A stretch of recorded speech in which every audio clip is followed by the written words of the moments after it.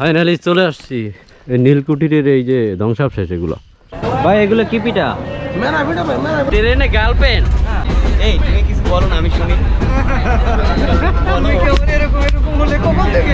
এখন আছি ভৈরব স্টেশন। আসসালামু আলাইকুম everyone, welcome my another blog. এখন সকাল 6টা, এখান থেকে যেতে হবে এয়ারপোর্ট রেল স্টেশন। ওখান থেকে সবার সাথে গেট টুগেদার হবে। দেন আমার সাথে আরও কে কে যাচ্ছে ওখানে গিয়ে পরিচয় করাচ্ছি। তো যাওয়া যাক।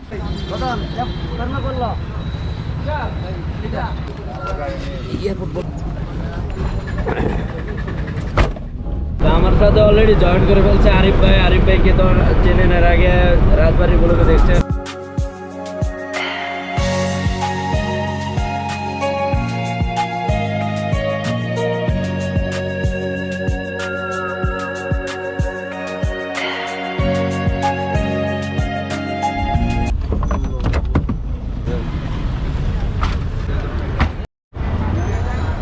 তো বিমানবন্দর রেল স্টেশন চলে আসছি। এখান থেকে আজকের ব্লগটা স্টার্ট হবে বেসিক্যালি। আর আমার সাথে যারা যারা যাচ্ছে তারা এখানে আসবে। আর এখান থেকে আমরা আমাদের ট্রেনটা ধরতেছি। আমাদের ট্রেন টাইম সকাল 8টায়, আর এখন 7টা 35 অলরেডি বেজে গেছে। তো আমি একটু আগেই চলে আসছি। তো সবাই এখনও এসে পৌঁছেনি এখানে।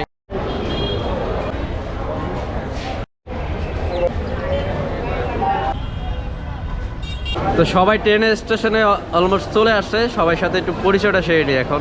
এই হচ্ছে আরিফ ভাই, এই যে রাজবাড়িতে দেখছেন গনি সাহেবকে, এই যে লাল লাল টমেটো আমাদের সুইট বেলাল, কিউট ভদ্র, ধন্যবাদ বেলাল।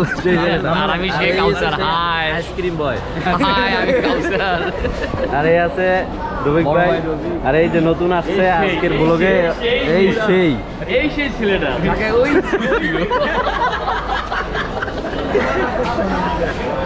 এই সেই ছেলেটাকে যাকে ওই খুঁজছিল। চেহারাটা অনেক সুন্দর, গার্লফ্রেন্ড আছে না? যারা না জন্য ব্যাড লাগ। আমাকে কি আপনারা বাস দিচ্ছেন নাকি? না থাক, সমস্যা নাই, আমার অভ্যেস আছে। আমার পরিচয় পর্বটা শেষ, আর ট্রেন এখনই আসবে। আসার পরে আমরা উঠবো, যাবো কিশোরগঞ্জ।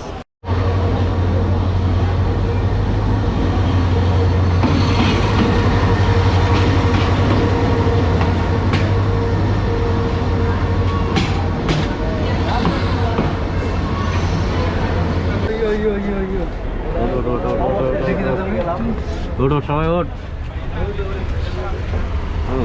ভালো যাত্রী আছে তো ভাই, আমি একটু আসি আবার আসবে না।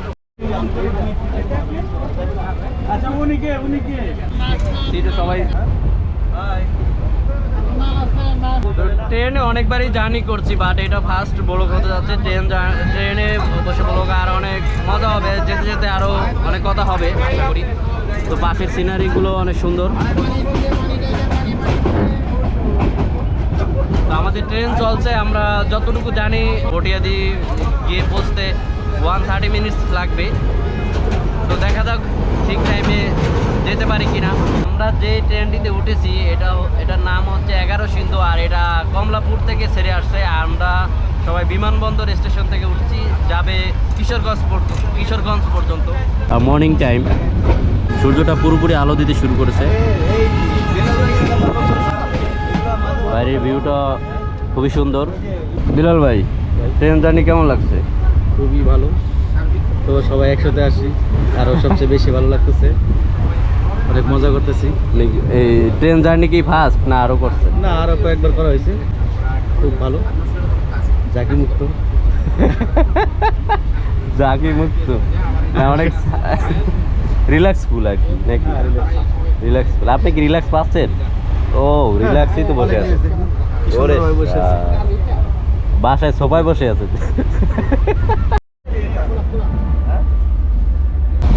ঠিক আছেন? এটা যে বোট ভালো ভালো এবং মামা ভালো ভালো ইনশাল্লাহ। কাকা বেচা কিনা কেমন চলে? ভালো। ইব্রাহিম ভাই, থ্যাংক ইউ। পুরোটা নিয়ে দেবো। হ্যাঁ, ট্রেনে বসে ফুড খাচ্ছি, মজাই আলাদা। এ ভাই, এই যে পেজের এত দাম, এত পেজ দিল টাকায় কয় টাকার এখানে? 10 টাকার মনে হয়, 10 টাকা পেঁয়াজ দিচ্ছে। 10 টাকার করে না? হ্যাঁ, পেঁয়াজই হচ্ছে। কাকা 10 টাকা পেঁয়াজ দিচ্ছে।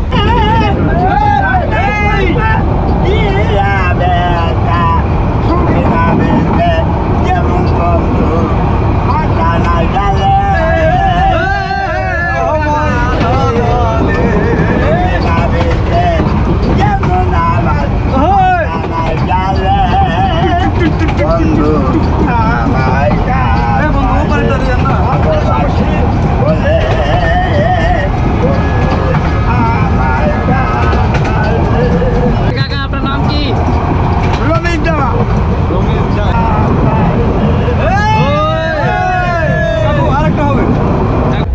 ট্রেন জার্নিটা খুবই এনজয়েবল। যারা ট্রেন জার্নি করছেন তারা বুঝতে পারছেন যে ট্রেন জার্নি কতটা মজাদার হয়।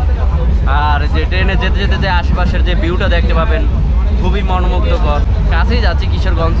তো কিশোরগঞ্জের কোন কোন প্লেস কাভার করতে পারবো এখনও ঠিক জানি না, তবে ট্রাই করবো আপনাদের ভালো কিছু দেখানো। আজকে 13ই নভেম্বর, আজকে দুপুর 2টায় আমার টাঙ্গাইল ব্লগটি পাবলিশ হতে যাচ্ছে। দেখতে চান আই বাটনে ক্লিক করে গিয়ে দেখে আসতে পারেন।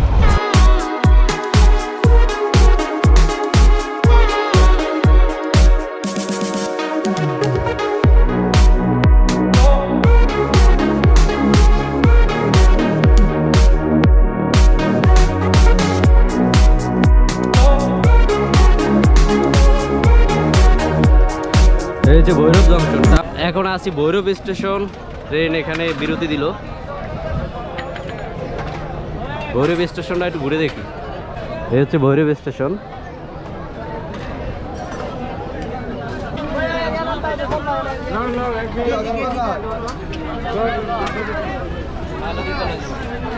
এক নম্বর মাল, এক নম্বর মাল, কত করে কেজি কাকা? একদম 110। 110 আপেল। আর ওইটা কত?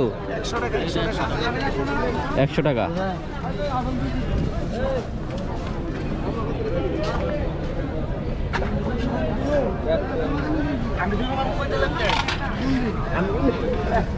এরকমের ট্রেন আসলে, ট্রেন এসে থামলে এরকমের ফল বিক্রি হয় এখানে, সব ফলের দোকান। আর ট্রেনটির সার্ভিস খুবই ভালো ছিল। আমরা বিমানবন্দর জংশন থেকে ভৈরব পর্যন্ত আসতে অলমোস্ট 1 ঘন্টাই লেগেছে জাস্ট।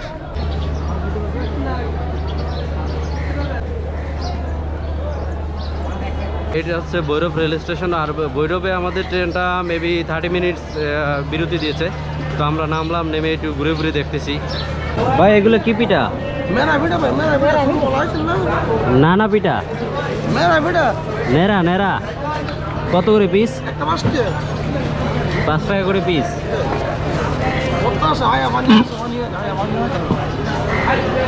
দেন তো 1 পিস দেন তো আমাকে। সাথে আর কি দেন? ও ভর্তা দিয়ে খেতে হয়? নেড়া পিঠা। ভৈরব স্টেশনের বেস্ট রেসিপি এটা, নেড়া পিঠা। ছোটবেলায় অনেকে খাইছেন, আমিও খাইছি, বাট মনে নেই। এটা হচ্ছে নেড়া পিঠা, আর সাথে দিল শুটকি ভর্তা। তো এটা শীত আসলেই কিন্তু এই পিঠাটা পাওয়া যায় সব জায়গায়। আর ভৈরব স্টেশনে এসে এরকম একটা নেড়া পিঠা টেস্ট করে দেখাই। টেস্ট করে দেখি কেমন। বিসমিল্লাহ। কথা যেটা করবেন ওটা কম না, চালু পিঠা। ভাই বুঝলাম না, আপনি কথাটা ভিডিও দেন। ভিতরে কিছু নাই, সবই আটা। ময়দা নাই, উফ, ভর্তা খুব জাল। শুটকি ভর্তা আমি খাই না। আপনারা খাইতে ও ভাই দিল, কি করি, একটু ট্রাই করি। হালকা মিষ্টি মিষ্টি আছে, তবু ভর্তা খাবো না। ভৈরব স্টেশন, এই যে আমাদের ইউটিউবার আমাদের ইব্রাহিম ভাই, সেই মাত্র একটা ভালো একটা রেসিপি আমাদের ভৈরবের খুবই একটা প্রোডাক্ট উনি মাত্র টেস্ট করছে জাল দিয়া। নেড়া পিঠাটা খুবই ভালো ছিল, আর এটা সব জায়গায় পাওয়া যায় না। তো ভৈরবে এসে দেখলাম, লোভ সামলাতে পারিনি, তাই একটা খেয়ে নিলাম। নেড়া পিঠাটা ভালো লাগছে, বাট ভর্তাটা কিন্তু আমি শুটকি ভর্তাটা খাই না, এই কারণে ভালো লাগে না। এখন যদি আপনার আমার সাথে তো ভৈরব থেকে ট্রেন ছেড়ে দিছে। Tata Bhairab, tata. Hi bye bye Bhairab. আবার দেখা হবে ভৈরব, আসবো।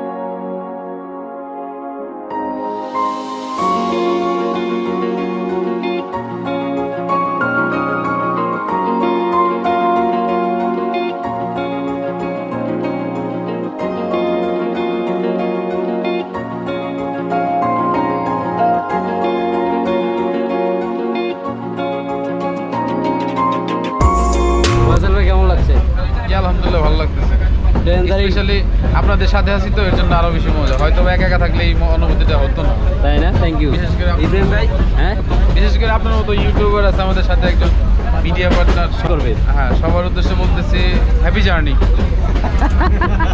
ইব্রাহিম ভাই কি অবস্থা, আপনার কেমন লাগছে? হ্যাঁ, খুব ভালো লাগছে। আমি এর আগে এরকম জার্নি করছি। জার্নিটা বিতা হয়ে গেল। সাথে যদি আপনার গার্লফ্রেন্ড থাকতো তাহলে আরো ভালো লাগতো আমার। ট্রেনে গার্লফ্রেন্ড কেমনে কি ভাই?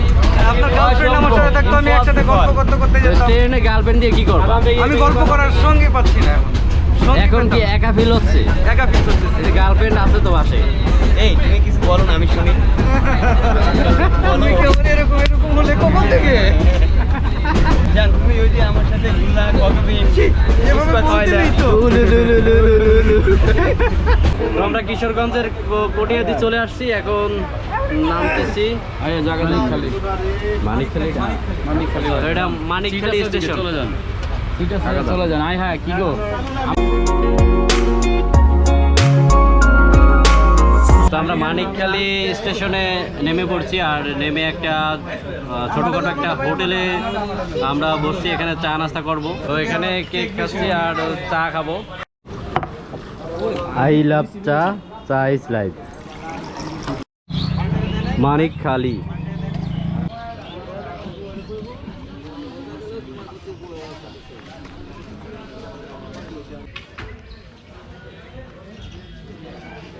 তো আমরা যেহেতু ট্রেনে আসছি, মানিকখালী স্টেশনে এসে নামলাম, আর এখন যাব কটিয়াদি সদরের দিকে।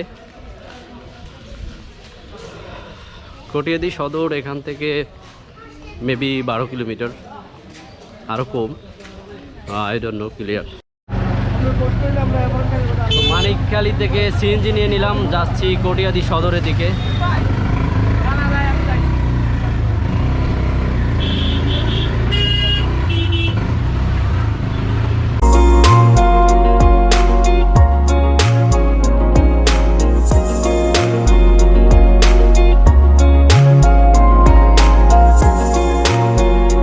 এখন আছি কটিয়াদি উপজেলা পরিষদের ভিতরে, আর এর পাশে আছে অফিসার্স ক্লাব, আর এটা হচ্ছে অফিসারদের বাসভবন। আর এই বাসভবনের পাশেই একটা বাচ্চাদের খেলার জন্য সুন্দর একটা জায়গা আছে, জায়গাটা দেখতে অনেক সুন্দর। তো এখানে আসার উদ্দেশ্য হচ্ছে প্রাইমারি আর হাই স্কুলে আমাদের ইনভাইট আছে, ওখানে আমরা দুপুরে লাঞ্চ করবো। দেন কিশোরগঞ্জে অনেক স্পট আছে, হাওর বাবর সমতল ভূমির জায়গা কিশোরগঞ্জে অনেক কিছু প্রাকৃতিক নিদর্শন রয়েছে, যেমন উপমহাদেশের ভিতর সবচেয়ে বড় ঈদগাহ ময়দান রয়েছে কিশোরগঞ্জে, শোলাকিয়া ঈদগাহ মাঠ, নিকলি হাওর রয়েছে, এটা খুবই বিখ্যাত পরিচিত। আর এটা অফিসার্স ক্লাব, আর এই পুরো জায়গাটা উপজেলা পরিষদের আওতায়। কটিয়াদি উপজেলা থেকে এখন সিএনজি থেকে চড়ে যাচ্ছি জালালপুর নীলকুঠির দিকে। আপনাদের দেখাবো জালালপুর নীলকুঠির, উপমহাদেশের ভিতর সবচেয়ে বড় নীলকুঠির, আর এটার ধ্বংসাবশেষ এখনও ওখানে আছে। তো আপনারা দেখতে চলেছেন এরকম একটা গ্রামে নিস্তব্ধ একটা পরিবেশে আপনি এরকম বিলের পাশে দাঁড়িয়ে আছেন, কেমন লাগবে একটু জাস্ট ফিল করুন। অনেস্টলি কোনো সাউন্ড নাই,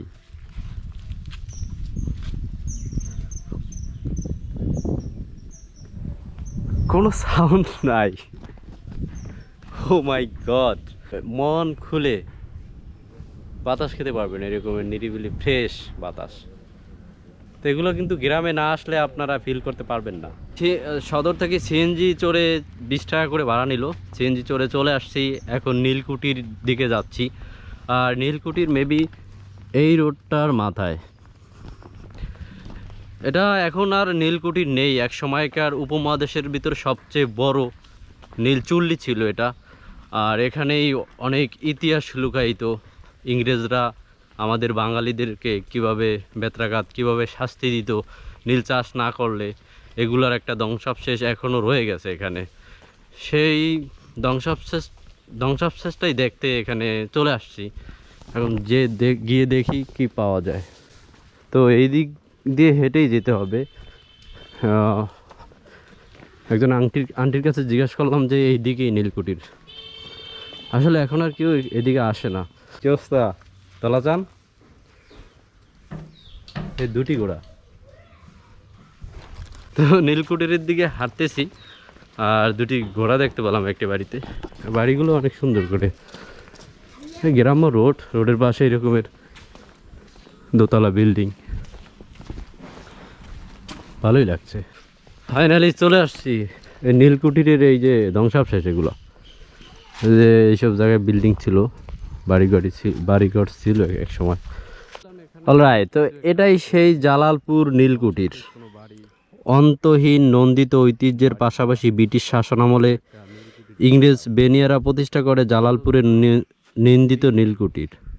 1886 খ্রিস্টাব্দের দিকে কিশোরগঞ্জ জেলায় বর্তমানে কটিয়াদী উপজেলার অন্তর্গত জালালপুর উপমহাদেশের সবচেয়ে বড় নীল চুল্লি ছিল এটি। আর এখানে এখন যে কুঠির বিল নামে এই অঞ্চলের মানুষ এটাকে চেনে। বাট এই অঞ্চল, এই জায়গাগুলো যে কুঠির বিলটা, এইগুলাই এক সময় নীল চাষ করা হতো এখানে। আর এই যে এখন যে বাড়িগুলা আছে বা বাগানটা আছে এইদিকে তৈরি করা হইতো, এটাই হচ্ছে সেই নীল চুল্লির ধ্বংসাবশেষ। এখানেই কত মানুষ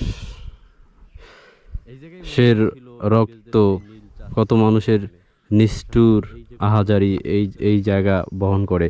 বাট এখন মানুষ ভুলে গেছে এগুলো সবই। একসময় কি যারা ইংরেজরাও জানতো না যে এই জায়গা তাদের ছেড়ে যেতে হবে, বা তারা যে আমাদের উপর নিষ্ঠুর অত্যাচার করে এগুলো বন্ধ হবে। এখানে অত্যাচার, অবিচার, দাপট ছিল আকাশচুম্বী। এখনও কালের সাক্ষী হয়ে ঠায় দাঁড়িয়ে আছে এই নীলকুঠির বিল। এই নীলকুঠির বিলই তার দৃষ্টান্ত। কেমন করে ইংরেজ বেনিয়ারা নৃশংস বেত্রাঘাত পিঠের চামড়া তুলে নিয়ে কোমরে দড়ি বেঁধে ঝুলিয়ে রাখতো গাছের ডালে, সারা দিন মাঠে মাঠে নীল চাষ করে শেষে কানমোলা দিয়ে শূন্য হাতে ফেরত পাঠানোর সাক্ষী জালালপুরের নীলকুঠির বিল। হজরত শাহ সুলতান হাফিজ ইরানি রহমতুল্লাহের মাজার অঞ্চলের নীল বিদ্রোহের নেতৃত্বের মূল ঘাঁটি ছিল এই নীলকুঠির বিল। তো মোটামুটি সিম্পলি আপনাদেরকে এই নীলকুঠির সম্পর্কে কিছু বললাম। তো ঢাকা থেকে যদি আপনারা এই নীলকুঠির বিল আসেন বা এরকমের নীলকুঠির বিল দেখতে আসেন, তাহলে আপনাদের, যদি আমি আজকে আসছি ট্রেনে মানিকখালী, ঢাকা থেকে মানিকখালী আসছি, ঢাকা থেকে মানিকখালী আসছি, ভাড়া নিচ্ছে 120 টাকা করে। আর মানিকখালী থেকে কটিয়াদী সদর আসতে আপনার ভাড়া নেবে 30 টাকা। আর কটিয়াদী সদর থেকে এখানে আসতে 20 টাকা। দেন 200 টাকার ভিতরে এখানে আসা যাবে। আর যদি আবার রিটার্নও যান 200 টাকা যেতে পারবেন। আমরা নীলকুঠির বিল ঘুরে টুরে এখন চলে যাচ্ছি আবার কটিয়াদী সদরের দিকে। ওখানে ভাই ব্রাদার আছে সবাই, আর ওদের সাথে কটিয়াদী সদরে দেখি কিছু সময় কাটাবো, আর দেখি কোন জায়গায় যাওয়া যায়। তা আজকে বেসিক্যালি প্ল্যানই ছিল ট্রেনে ঘুরবো বা গ্রাম্য একটা কটিয়াদী, মানে কিশোরগঞ্জ বা শোলাকিয়া বা মিঠামইন আরেকদিন এসে অবশ্যই ঘুরবো। তো এখন আছি কটিয়াদী পাইলট মডেল উচ্চ বিদ্যালয়ের মাঠে। আর এটা হচ্ছে কটিয়াদী উচ্চ বিদ্যালয়ের মাঠ, ওই শ্রেণীকক্ষ। আর এই মাঠের পূর্ব সাইডে দেখা যাচ্ছে কটিয়াদী কলেজ আছে, আর এই শ্রেণীকক্ষ এই পাশে। আর এখানে এই যে ওরা খেলাধুলা করছে। এই যে, তোমার নাম কি? মারুফ। তোমার নাম কি? তাপসি আছে। তোমার নাম? রাতুল। তোমার নাম? শাহাদাত। শাহাদাত। তোমার নাম? নাসিব। তোমার নাম? বাইজিত। তোমরা সবাই হাই স্কুল প্রাইমারিতে পড়ো? সবাই এখানে আসবে। ভালো থাকো, আবার দেখা হবে। ঠিক আছে। তো এই ছিল কটিয়াদী হাই স্কুল, এটাও শ্রেণীকক্ষ। কলেজটা অনেক সুন্দর আছে, এই পাশে মাঠ আছে। প্রিয় কটিয়াদীবাসী এবং বোন যারা ইউটিউবার, যারা ইউটিউব দেখেন, নীলকুঠি এখানে এত দূরে, আমরা তো হতাশ। 15 টাকার ভাড়া, 20 টাকার ভাড়া, 60 টাকা টাকা পেয়েছে, তাও গেছে লোকটা। মানে ওই নীলকুঠির দেখাবে আপনাদেরকে, সেই দেখানোর কারণে সে এত দূরে আপনাদেরকে দেখানোর জন্য এত দূরে গেছে। তো ওনার এই কষ্টটা অবশ্যই আপনারা ওনার সফলতার দিকে আসবেন। সাবস্ক্রাইব তো করবেন, লাইক কমেন্ট শেয়ার সব করবেন। Thank you so much. সব। তো কটিয়াদী বন্ধুরা, তোমাদের কলেজ দেখাইলাম আর যে হাই স্কুলটা দেখাইলাম। অবশ্যই যদি ভিডিওটা দেখে থাকো সাবস্ক্রাইব করে দিও। 2 hours later অলরাইট, এখন আছি ভৈরব। কটিয়াদি থেকে ডিরেক্ট ভৈরব চলে আসছি, আর ভৈরব থেকে ঢাকার উদ্দেশ্যে যাব, আর এখান থেকে বাস ছাড়ে।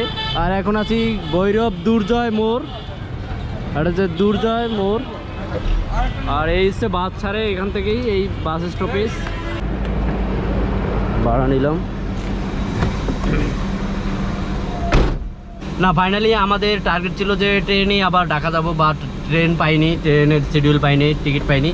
দেন তারপরে ডিসাইড করলাম যে গাড়ি দিয়ে যাব, বা পরে গাড়িও পাইলাম না, পরে এই মাইক্রোবাসে করে ঢাকা যাচ্ছি। হাই হাই এভরিওয়ান, আমরা অনেক অনেক পরিশ্রমের পরে আমরা এই মাত্র একটা ফাইবার টায়ার পাইলাম। সবাই গাড়িতে আছেন ভাইরা? সাউন্ড নাই, সারাদিন কিচ্ছু খায় নাই, শুধু চা সারা চাই কপালে জুটেছে এদের। এরা কি অসহায়, এদেরকে নিয়ে ঘুরতে এসেছি পটিয়াদি। জায়গাটা ভালো, আজ এরা মানুষ হিসেবে কিরকম আপনারাই জাজ করুন, কমেন্ট সেকশনে জানাবেন, অবশ্যই বলবেন না।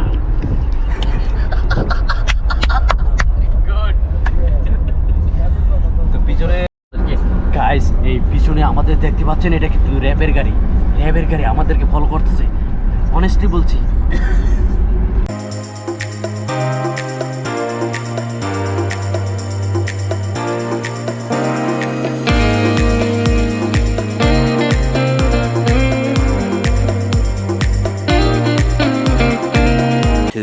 Hours later.